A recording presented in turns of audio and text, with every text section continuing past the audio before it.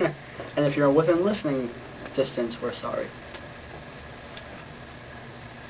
Zach, you are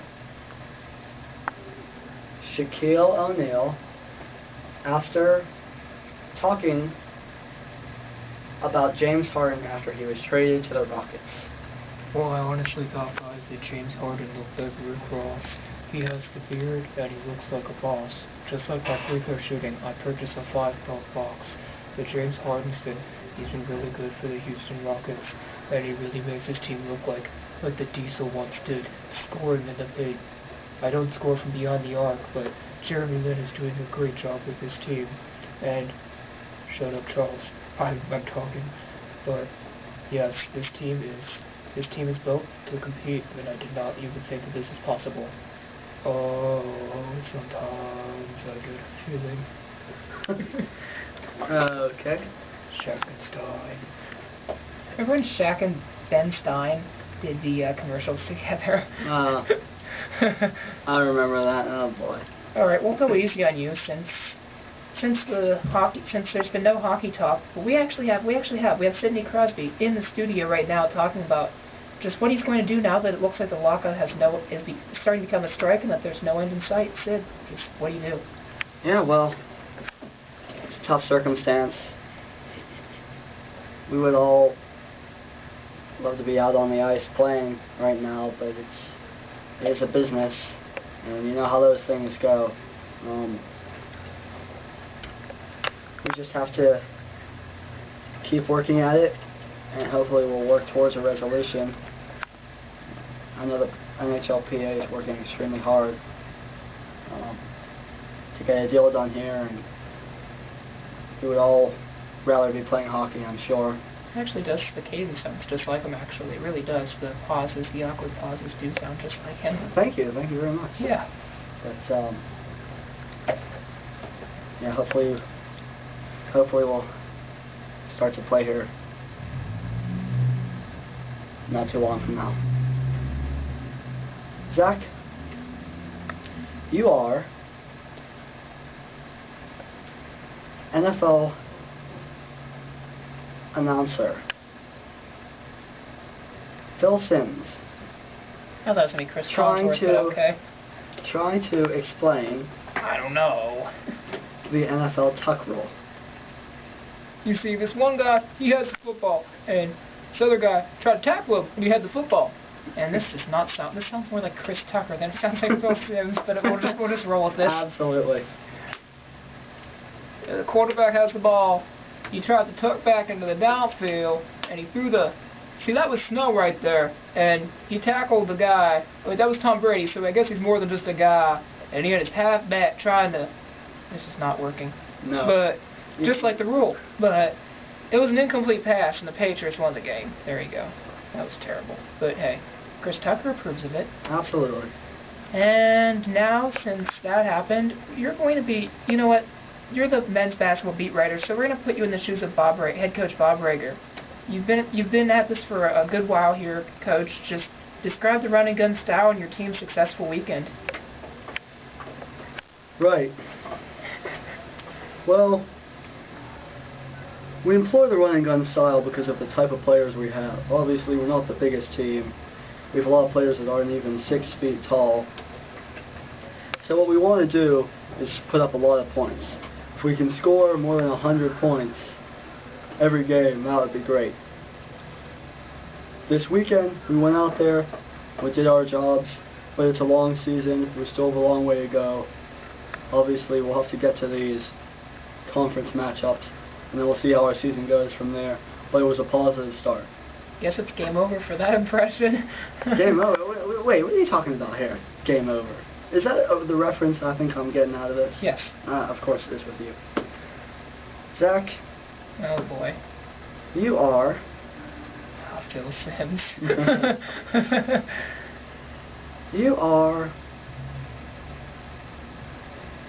Hines Ward. No, scratch it. No, forget it.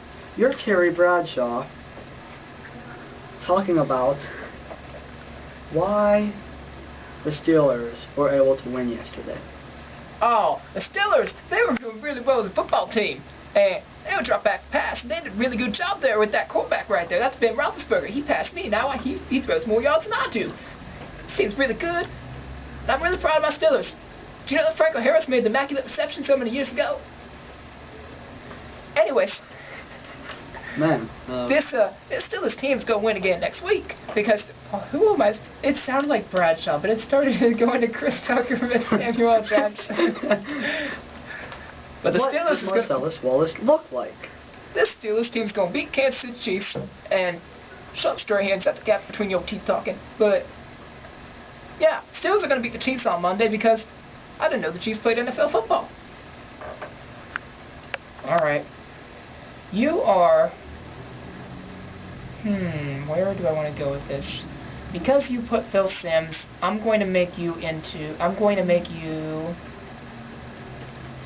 Let's see, you know what, I'll go easy on you.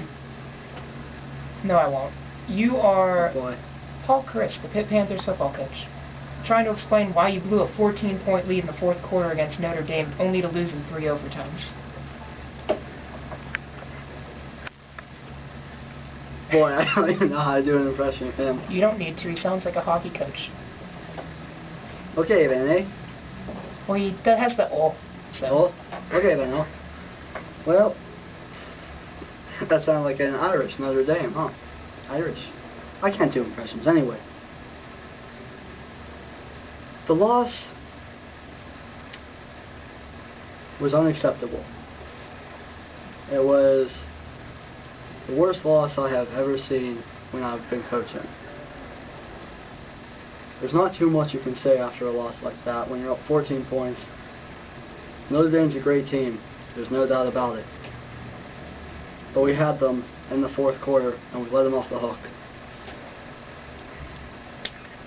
Should have never got to overtime. We still had our chances to win in overtime. Oh, we let them off the hook. I'm going to, what's his name here? Dennis, what's his name from the Cardinals?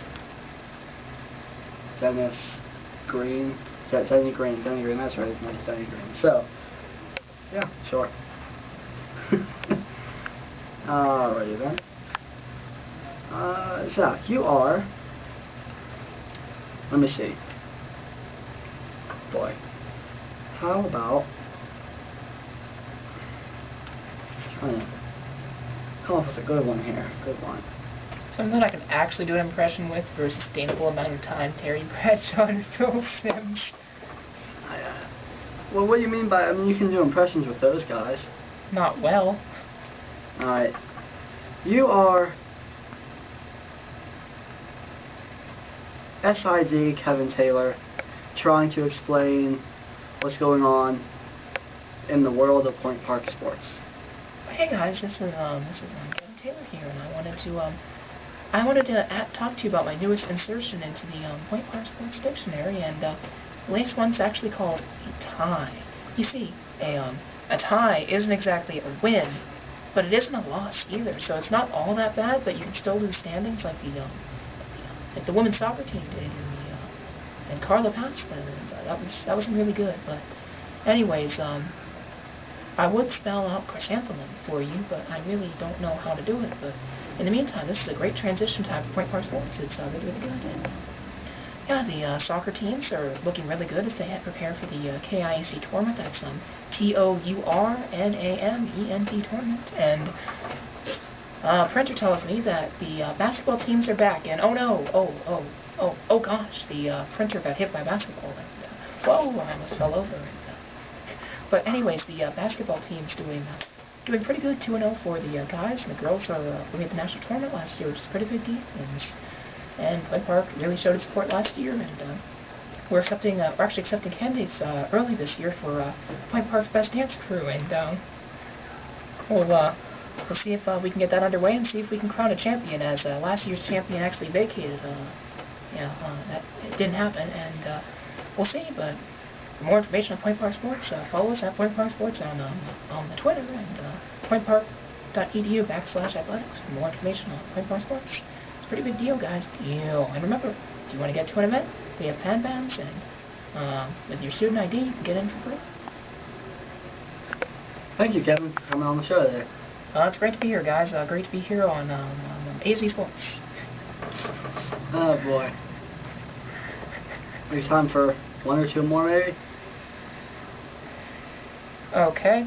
You're Ike Taylor, the much maligned Steelers cornerback. Go. We shocked the world today. Went out there, played our game. Defense, secondary, back there, everyone did their job. It is what it is, man. We ride a roller coaster, and you know, I had my interception. You know, that was a rag on me about that. Caught my interception. You know, man, all the credit goes to the offense. So just do our job, man. Do our jobs.